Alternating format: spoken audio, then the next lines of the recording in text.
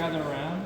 Our team is going to stand behind you. We'd like for y'all to stand behind them, right here at the edge of the table. Everybody at the edge of the table, please. Okay, here. There's room over here. Come on, over here. Yeah. Okay, this is fun because this is like, like I say, making sausage, and you can see it in real time.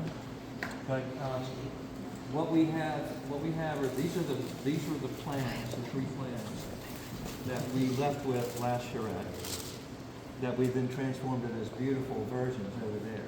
These are the same drawings, same layout. Very little has changed with these, just tweaks and getting things more accurate. Now, and so when we discussions this time around, we've been meeting with some of the property owners that are very focused on their own property, and so we want to work with them and to make this more real. So the first thing we did is say, okay, we get it, and this is just an orientation of the arrow that we can come back to, but underneath it is the same. Here's the road. This is the same drawing with property lines on it and existing building footprints. Okay. Now, this existing building footprints, there are properties in play, including James and Jimmy, right? They're not here today, right? Okay. And then the Elder family over here. This is next to the Pinnacle condos that looks out over their greater Elder property, I guess. And then all the stuff the town owns is here. And so this plan was what we called the grid plan, the one I presented yesterday. And it's really simple. It's the Great American Town Grid, which goes back to the Romans, all that kind of stuff.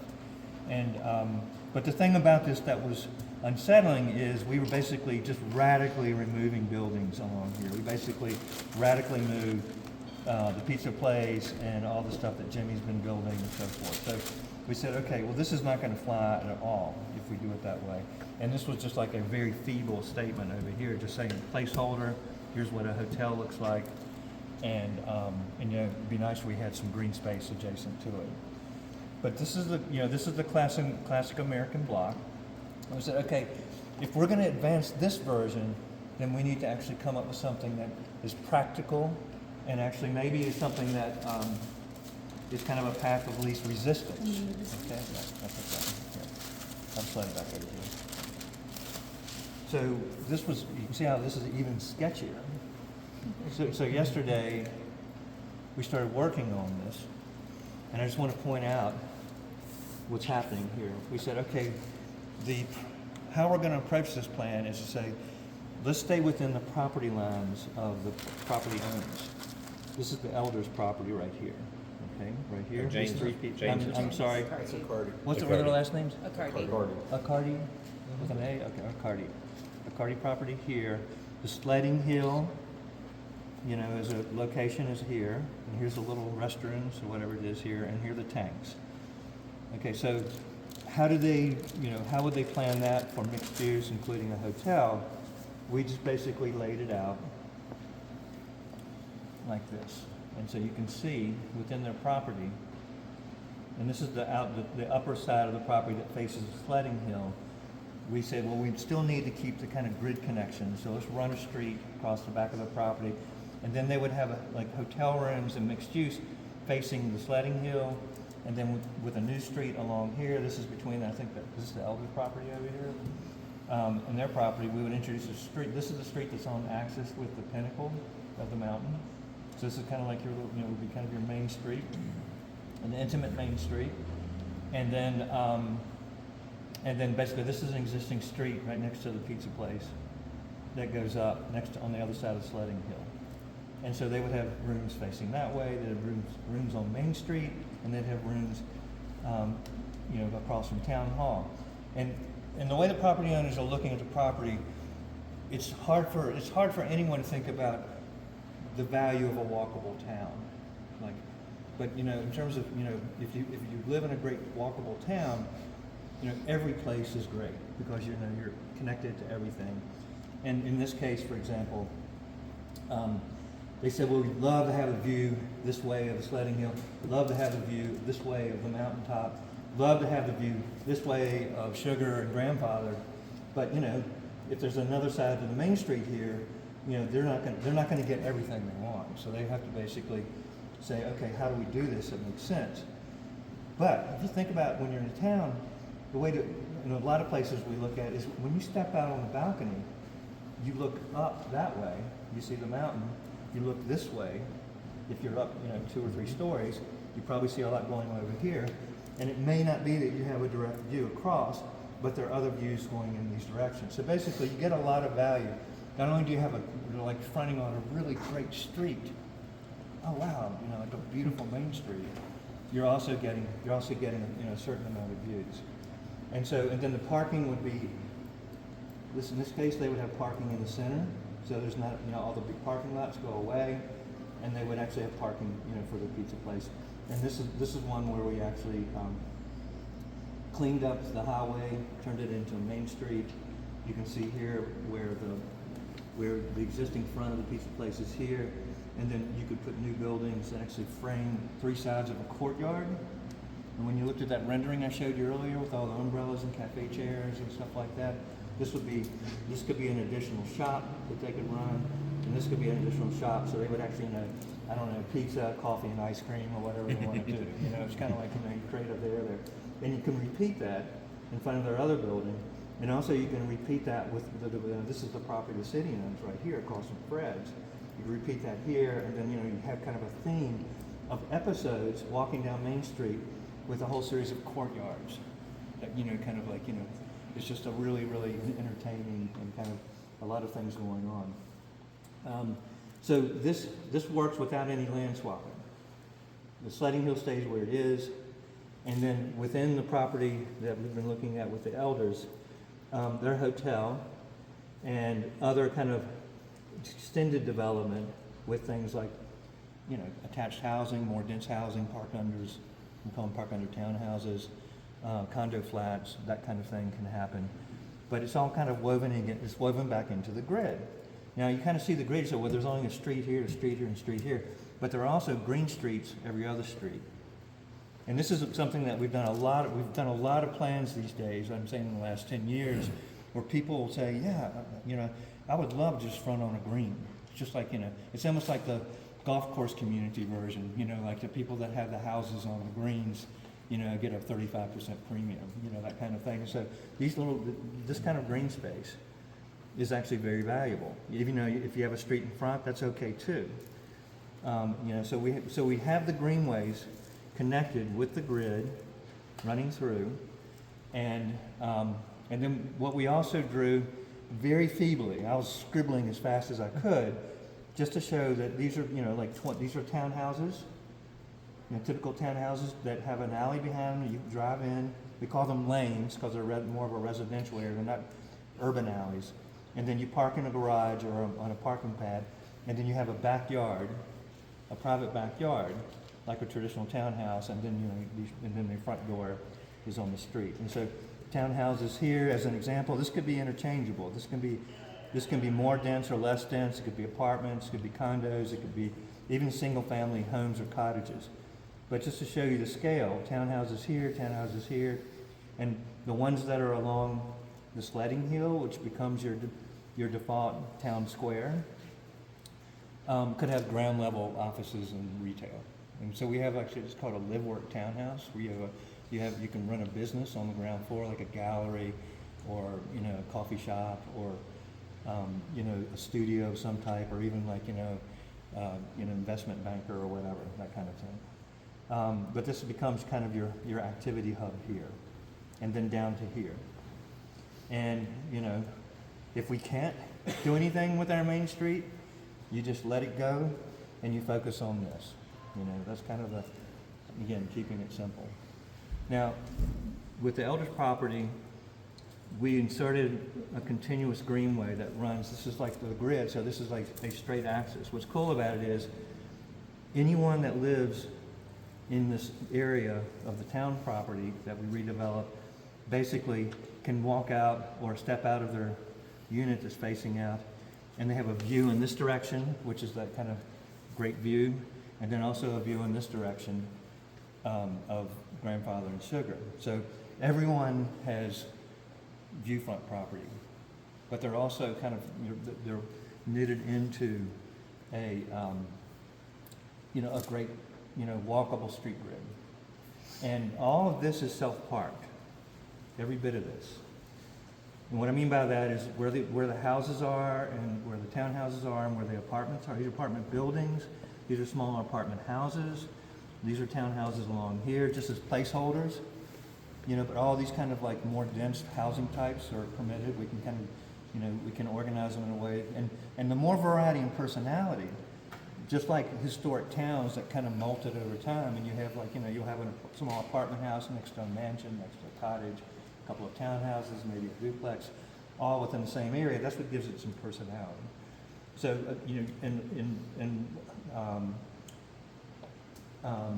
you were talking about how you invite developers to come in? Yes. Yeah. Well, the town could actually advertise all of their property this way and have people come in and bid on lots, And that way you get a lot of smaller developers to do really interesting custom houses. And then they pay parking impact fees, and they create the parking spaces, Right. and get the income. Yeah.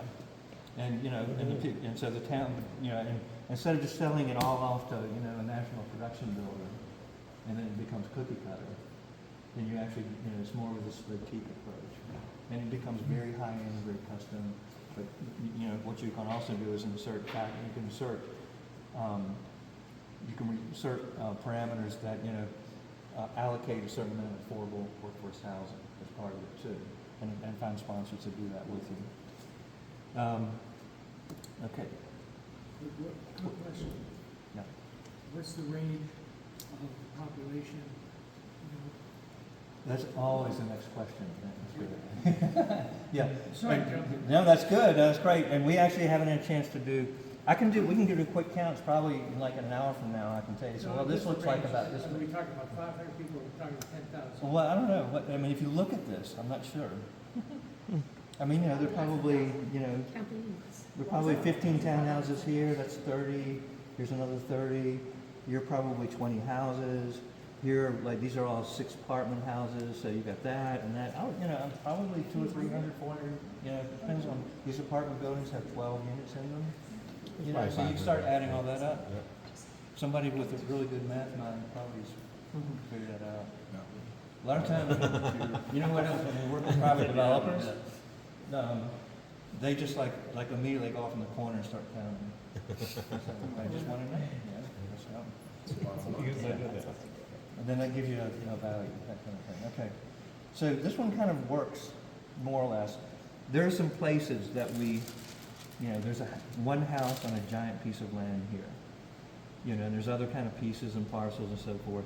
And I think at this point they're not interested. They may not be, it may not be in play. But we actually want to, in terms of when you do a plan unit development or a new zoning overlay, basically there's a regulated plan, which is kind of like a detailed zoning map that goes with it. And so basically what you're doing is you overlay that, and maybe optional, so that maybe 10 years from now or maybe 20 years from now, this comes into play. You have the plan in place, like you say. You have predictability, which actually is good for people that are investing there because they know that something good will happen there eventually. Like, oh my gosh, there's not going to be a Family Dollar that comes in here, or whatever people fear, or the gas station, or something like that. You know that something good will happen here. And you also kind of like imply an easement for a street right of way, so that we know that there's going to be connections through here. And so one of the things we'll be doing, we were talking about that a few minutes ago, is that we'll have a phasing plan that shows that here's what's possible right away, and then here's some of the things that may happen, later.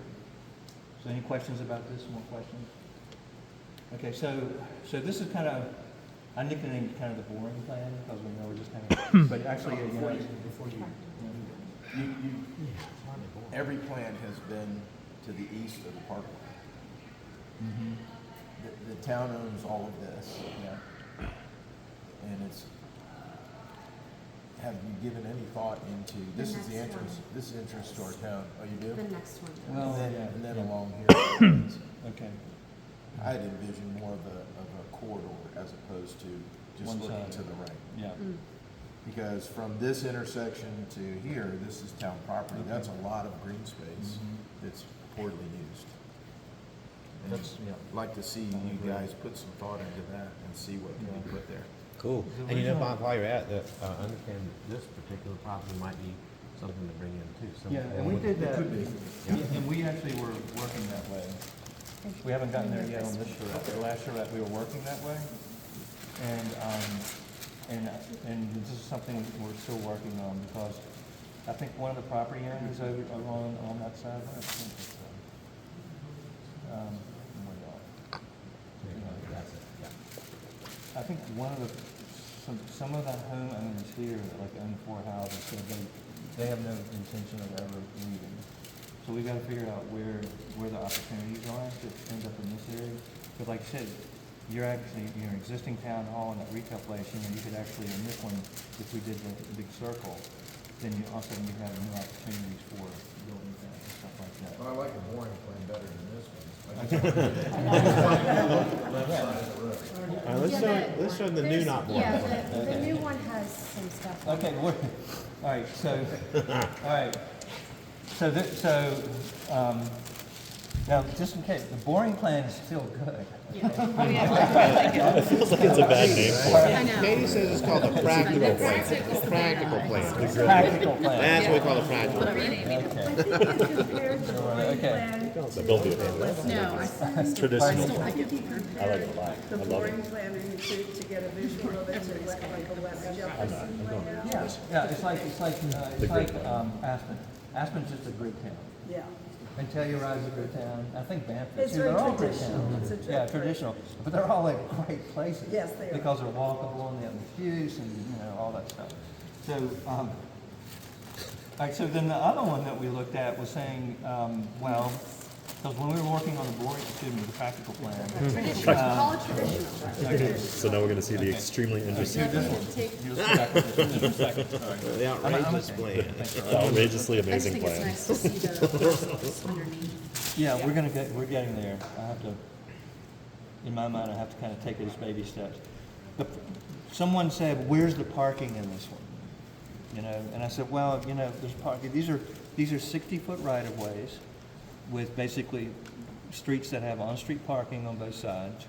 And probably within the street grid plan, they're probably, I would say, at least maybe 300, 400 parking spaces, just on street.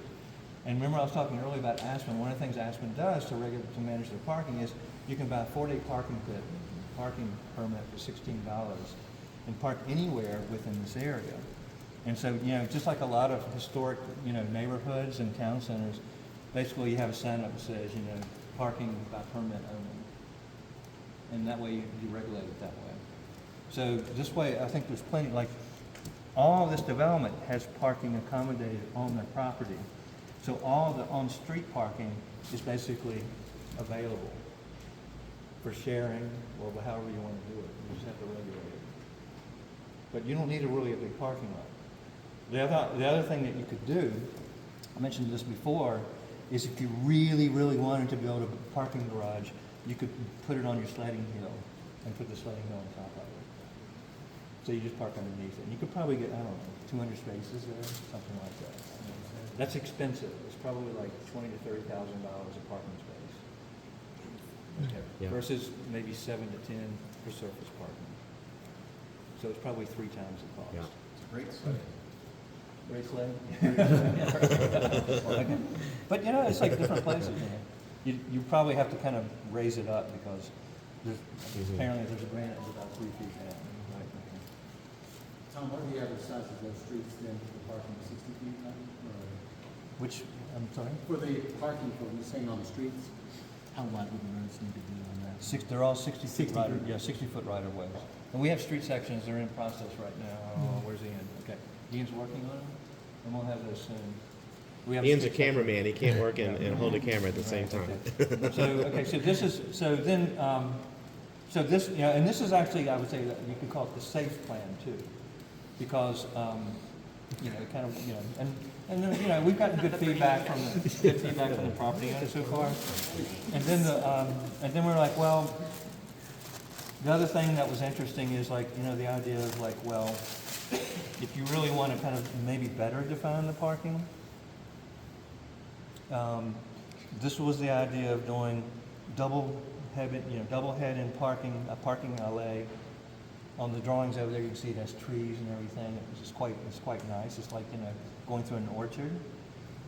But and there's a lot of parking here, and you might be able to do something like that up behind the town hall and, back behind Fred's. But there's a lot of disruption. But again, the idea that we've got, both sides, thinking about both sides of Main Street here. This has on-street parking, and I mentioned yesterday that there are probably, actually 780, quick estimate, amount of parking that you have there. So you're like, you might be over parked. But, of course, when you start, sharpening your pencil and detailing, then you have to knock out stuff because it doesn't work. It may be too skinny within this section here or something like that to, do on-street parking and that kind of thing. This is an organic pattern, and it has a really wonderful kind of green connection up to the ski slopes. And we were saying, well, we've got, still have to consolidate. We said, what if we also looked at this one? Because we have, a lot of people say, kind of fond of this kind of idea of a circle. It's a novelty, it's innovative, but it's very, very feasible. It just requires, swapping of property and that type of thing. And I was saying, well, I wonder if we could actually do something like this, start looking at it, but basically maybe work with this plan, with the parking, but just, as an option, we can draw in a circle here, and it either works with it or it works without it. We could do it both ways. And then y'all could do a study and talk to DOT and see if we actually could pull it off. But if we didn't pull it off, the plan still works, as opposed to saying you gotta throw the whole thing out and start over. Y'all follow me there? Okay. Yeah. All right. So that was the next thing we started working on, and it's very, very, in the beginning point. That was it. Yeah, Left hand. How much right There's away one do you more. need on the This one. Okay, this is, Yeah, where was this second page?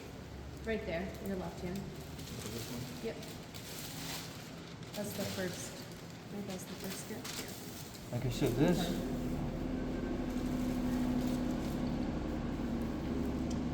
this is that kind of homesteadian, organic city beautiful plan. There's a whole area of development potential over here. We're just getting started, but the idea is basically these kind of these organic blocks. Is creating a green system of connections, and also kind of saying insert or not insert the circle here, but this kind of shape, this amount of land, which runs right up near the edge, the side of the pizza restaurant, and it's where the putt-putt golf course is. And so one of the things that would be possible here, and this is where the horse trading, land swapping goes into play, is that the town takes over the property with the putt-putt golf course and then gives their family additional land that the town owns over here so that they can actually build their hotel and move all of their parking out front back through the center of it and creating this kind of parking alley. So you would basically be swapping property here for swapping property over there. And when Jimmy came in yesterday, he looked at it and did this. Yeah, I know. He said, that's really interesting, which he probably said a lot too. Anyway. But, they also said that, we want to get started right away and we don't want to wait for everybody to do, get lined up and ready to go too, so. How big is that circle?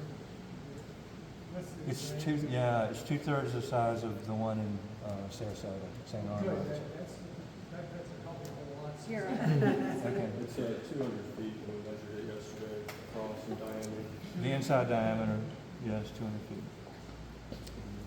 So we were talking, the idea of doing like a skating rink or like something in the middle of it that way. The next one's small, just so you know. Yeah. Yeah, and we'll keep sharpening our pencils and seeing how we can work it out. It may be that we move it, I think the original one moves it over and takes some of the frontage in front of the town hall, but I need to look and make sure. The thing is, we don't want to make it too small where it starts feeling like a traffic circle. It needs to really feel, it has to be big enough to be a park. And a park has a certain scale to it. And we'll just see how that works here. It's like 3/4 of an acre of land in green inside there, to give Yeah. it an It idea. has a smaller circle. Yeah, just- that's okay, yeah. Just so you work on it. All right, so the other thing, so anyway, so this is kind of the part of that land. This still works, it's just that we shaped it in a way that was more organic, with kind of a boomerang shaped hotel, kind of, you know, and then, but you know, this is a really beautiful greenway. And then this street, we want to put diagonal parking on this side, so that if, you know, that basically anyone that comes to town can go up here and you can park all along this area, and you'll probably get, you know, 300 parking spaces or something like that there. And it won't feel like a parking lot, because it's, you know, it's just on one side and parallel on the other side. So but this is like a really, really, you know, putting in a greenway next to it. People can come up here, they can park, they'll be on this green. If this becomes the, you know, the default sledding hill, that's great. Or if it moves over here, this is still an incredible park. People would be sledding, there'd probably people be sledding all over the place. Anyway, so, yeah. Yeah, we're gonna, snow blowers everywhere. Right. Anyway. also a 60-foot right of double hit parking? No, this isn't, with next, like we're working, so we're making this real. That's what this is about. We're starting to scale it. And they were working, we're having to sit down and really kind of work on it and kind of figure it out. But they're getting it, we're kind of making it so that I think this one, we felt like there wasn't enough development land. And so we kind of enlarged these a little bit. As you can see, the greenways are pretty substantial. And this is an 80-foot right-of-way that gives you diagonal on one side and parallel on the other side, with sidewalks and street trees and. 80 feet. Yeah, the right-of-way, from back of sidewalk to back of sidewalk, all the way down. How wide are the sidewalks? Well, they need to be at least 5 feet, so 2 people can walk, Yeah, but, you know. might you not want them to be wider for pedestrians? Well, it depends. Like, for example, when we're doing a Parkside Drive, you usually put a sidewalk on the side that has the development, but on the other side, people get on the trail system. Yeah, because the sidewalk would be redundant. And, you know, so you'd have connections, you know, every half block or so onto the trails. And then the trails would be bigger, like, you know, 8 to 12 feet. They're actually making it bigger than that now.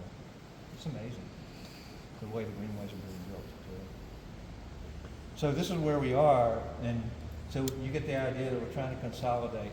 And I don't know, at this point, I'm thinking we might have 2 plans that we look at and crunch numbers on. And one's more kind of the dream plan, and one's more the practical plan.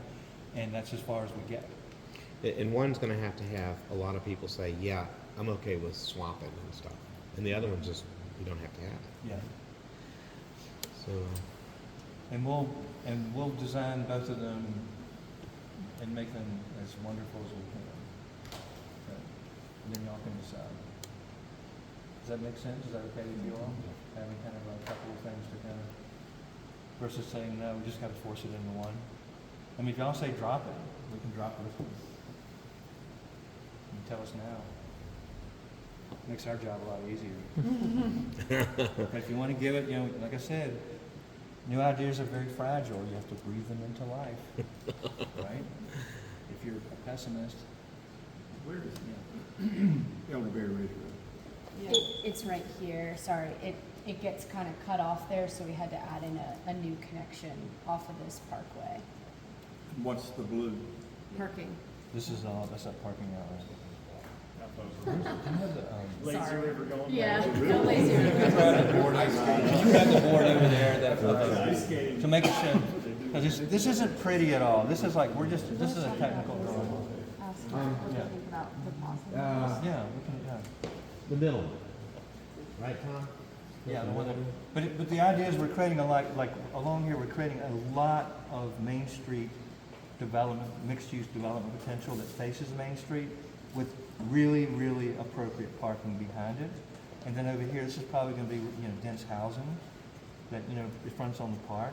So this is a very, very legitimate development model that basically gives you plenty of parking for whatever successful uses you have coming in here. And this was the, this is what this park can look like. And this is what the parking alley looks like. And so we're gonna draw it to this level of, we're gonna enhance it and make it this accurate. And you can see in this case, we were not quite hitting the property lines. the way we- Tom, is one of these plans gonna attract developers more than the other? Or? Well, that's a really good question. What do y'all think? Practical sense. He's a developer. That The two developers. that Well, I would say this, I think what we should do is actually make them apples to apples. you just can't hear. Dad, you're distracting us for a second. I'm sorry. We had a question for those too. I think probably what you're talking about is what he asked. Which one would a developer like? No, he was asking where the conference, he was asking where the big house is. Oh, the house with the red roof? Oh, that house, okay. Yeah. Insurance guy's house. So the question is, which here. of these plans would attract development money more? We're not asking you. We're asking the two you were distracting. Sorry, I like B. Which one's B? Wait a minute, are you talking about the concept plans? Yeah. Yeah, like, Or of these two. The two we just talked about. Oh. But yeah, The the one B that's is like number in two line for with the this one. property, or this one that has more where's of the, Let's see, we named the first one the practical. What was the name of this one? Well, there was the traditional, and then this is the more Organic or whatever. organic. Okay. I like that one. I like organic, Okay, one vote for organic. Anybody else? since you asked. Should we just go No, around? We're taking a I mean, poll. it's more- well, I think what I would strive to do with our team here is to make it as much apples to apples comparison as possible, where we have a very similar amount of open space and a very similar amount of developable land. And just make sure that, the parking does work. Like we might turn this into put a parking alley along that, so that we have, comparable parking to this parking alley here. And we'll just keep working on them, and I think what we can do is create two very comparable plans, and you can punch the numbers. And then see where they go. I think that's probably the best thing we can do at this point. It needs to be apples to apples, because if one just has a lot more development property, Yeah. then you're gonna, the economists and developers will pick that one. The environmentalists will pick the one with more open space. And then you have this kind of push and pull going on.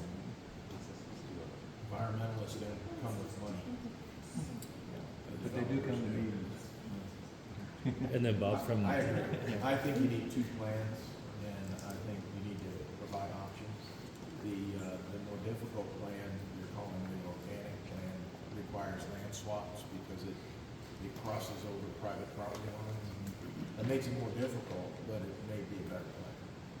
So I think we should produce two.